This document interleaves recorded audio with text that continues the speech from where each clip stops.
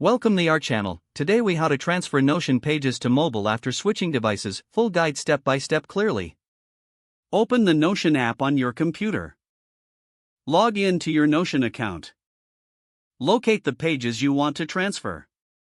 Make sure all your content is saved and up to date. Open the Notion app on your mobile device. Log in to the same Notion account. Check your internet connection for stability. Search for the synced pages in the mobile app. If the pages do not appear, try refreshing the app. To refresh, scroll down on the page or tap the refresh icon if available. If pages are still missing, ensure that you're logged into the correct account. You can also check for updates in the App Store to ensure your app is the latest version. If you want to back up your pages, go back to your computer. Select the page you wish to export.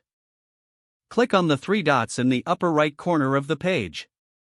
Choose the export option from the drop-down menu.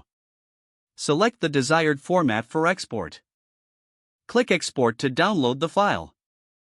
Send the exported file to your mobile device via email or cloud storage.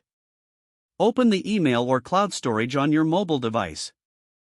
Download the exported file to your mobile.